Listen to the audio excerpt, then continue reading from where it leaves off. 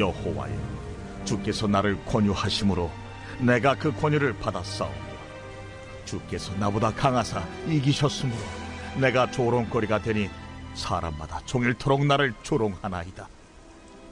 내가 말할 때마다 외치며 파멸과 멸망을 선포함으로 여호와의 말씀으로 말미암아 내가 종일토록 치욕과 모욕거리가 됨이니이다.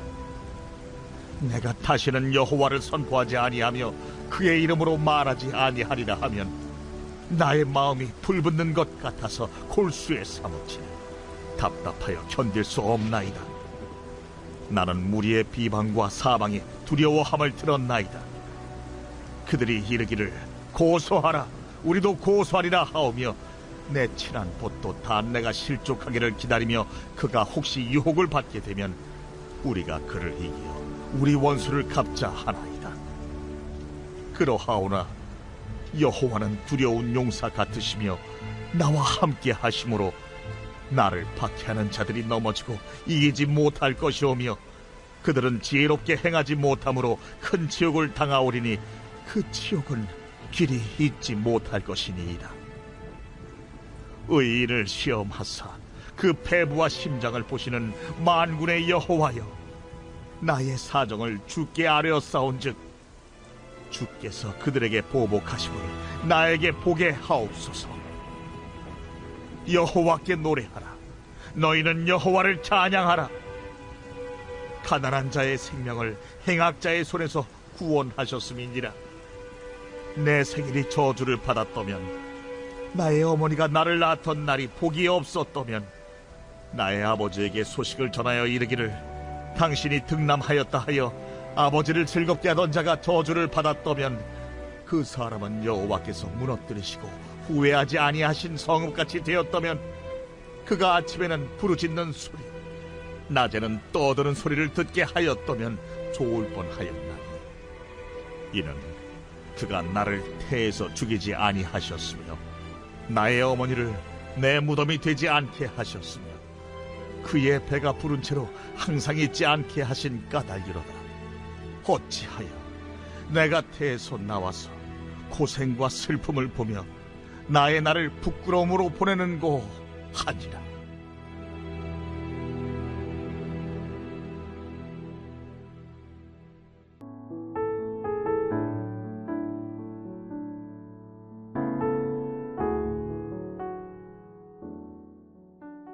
오늘 본문은 예레미야 20장 7절에서 18절까지의 말씀입니다.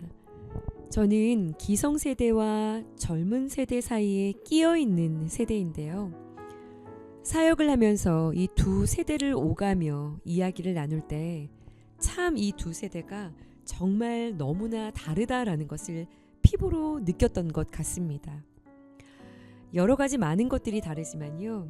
제가 자라나는 다음 세대의 사역자들을 볼 때 이것은 기성세대들에게도 참 필요한 것이다 라는 생각을 했던 부분이 있습니다. 그것은요, 솔직한 자기 고백입니다. 자신의 감정과 자신의 한계, 자신의 갈등을 솔직하게 고백하고 그것을 감추어야 할 수치로 여기지 않는 그런 자세 말이에요. 기성세대는요, 물론 다 그런 것은 아니겠지만은요, 어떻게 해서든지 이것을 가리고 숨기고 문제가 없는 척, 괜찮은 척, 잘 되어가고 있는 척을 잘 합니다. 목회자가, 사역자가, 리더가 어떻게 우는 소리, 힘들다라는 소리를 하냐 이거예요. 이런 이야기를 하는 이들은 믿음 없는 사람들로 치부가 되어져 버립니다.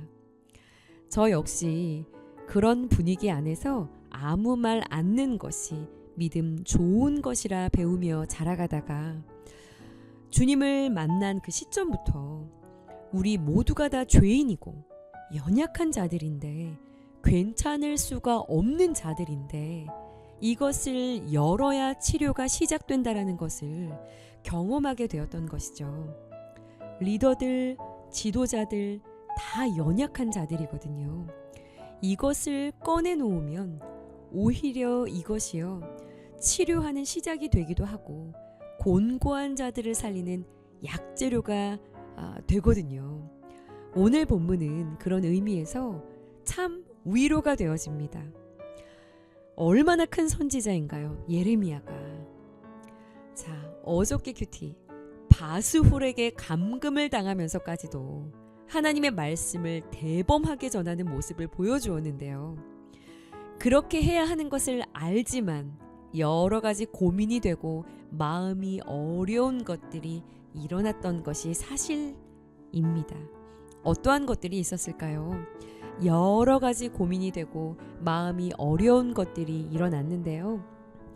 그 가운데 7절을 보시면 하나님의 권유로 자신이 이 일을 하게 된 것인데 결과가 조롱거리가 되었다라는 것입니다.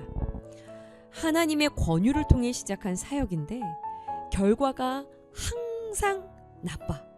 따라오는 자가 하나도 없지요. 말씀에 반응하는 자가 도통 없어요. 게다가 전해야 하는 메시지도 예레미야에겐 고민거리였어요. 8절입니다. 내가 말할 때마다 파멸, 멸망을 전해야 하니. 자기가 생각해도 메시지가 파괴적이잖아요. 자, 그러니요, 이제 이 일을 그만 관두고 싶은 마음이 일어났던 겁니다. 우리도요, 하나님이 부르셔서 어떤 사역의 자리에서 헌신을 하는데요, 부르셔서 하는데 원망과 비난이, 질책이 나에게 쏟아질 때가 있지 않습니까? 그럼 어떠신가요? 그만두고 싶은 마음이 정말 생깁니다. 내가 저 사람한테 이런 대우를 당하며 내가 이런 말을 들으며 내가 왜 이 수고를 해야 돼? 라는 마음이 생기지 않으시나요? 예레미야가 그런 마음이 들었다는 거예요. 9절에 보시면 내가 다시는 여호와를 선포하지 않는다. 이런 마음이 들었다는 것입니다. 내가 그의 이름으로 다시는 말하지 아니하리라. 그런 마음이 들었다는 거예요. 자, 그런데요, 나 그 일 안 해 하다가도요, 그럼 저 사람들 어떻게 해? 제가 그만두고 싶다라는 사역자들에게 항상 들었던 이야기 같아요. 그럼 내가 맡은 이 사람들 어떡하냐? 네, 이 마음이요, 예레미야 선지자 역시요, 이 선지자직을 포기하고 싶지만 눈 어두운 백성들을 향한 마음 때문에, 하나님이 주신 소명 때문에 9절에 나의 마음이 불붙는 것 같아 답답해 견딜 수 없었다라고 말합니다. 맡은 그 일을 자신이 하지 못했다라는 생각이 그 마음을 더 괴롭게 만들었다라는 것입니다. 너무나 인간적인 모습 아닌가요? 한계를 지닌 사람 말이에요. 예레미야는요, 이러한 고민들을, 낙심되는 이 마음의 고민 그대로를요, 숨김없이 고백합니다. 그런데 중요한 것은요, 예레미야는 이러한 자신의 솔직한 감정들을요, 다 그저 이 솔직한 감정을 쏟아내버리는 것에서, 다 풀어내는 것에서 그냥 끝내버리는 것이 아니라요, 여전히 힘들지만 감정도 마음도 육체도 한계 상황에서 여전히 힘이 드는 상황이지만 11절과 12절의 말씀처럼 하나님이 어떤 분이신지를 기억해냅니다. 자, 예레미야가 기억한 하나님은 어떤 분이신가요? 여호와는 두려운 용사 같으시며 나와 함께 하심으로 나를 박해하는 자들이 넘어지고 이기지 못할 것이요. 하나님은 나와 함께 하시는 분이라는 거예요.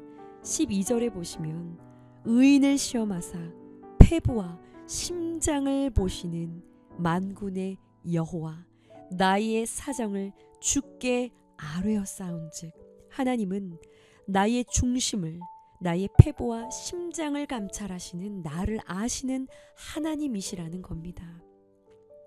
이 선포를요, 믿음으로 하나님 어떤 분이신지를 선포하고 이것을 붙드는 것으로 예레미야는 방향을 잡아가고 있었다라는 것입니다. 오늘 묵상 질문입니다. 내가 하나님 앞으로 가지고 나아가야 할 나조차 어찌할 수 없는 상한 심령은 무엇인가요? 오늘 이 예레미야의 고뇌는 불의한 세상에서 하나님의 말씀대로 살아가려는 사람들 안에 일어나는 심경이며 고백일 것입니다.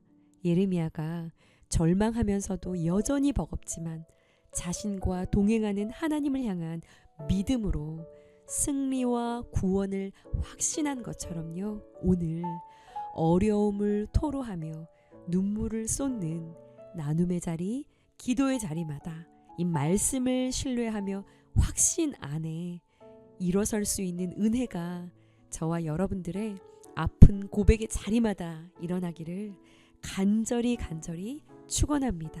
함께 기도하시겠습니다. 사랑하는 주님, 부르신 자리를 섬기며 당하는 조롱과 생각지 못한 반응과 일의 결과로 인해 불평이 터지고 눈물이 쏟아질 때가 참 수차례 있음을 고백합니다. 연약합니다. 감추지 않겠습니다. 내 마음에 일어나는 아픔을, 고뇌를 말할 수 있는 우리 공동체에 되게 하시고 우리 입술의 말에 사랑의 말씀이 항상 가득 채워져 나눔 가운데, 기도 가운데 상황은 여전하지만 이 말씀이 결론되어서 다시 일어날 새 힘이 주어지는 은혜를 자리마다 입게 하여 주옵소서. 도와 주옵소서. 예수님의 이름으로 기도합니다. 아멘.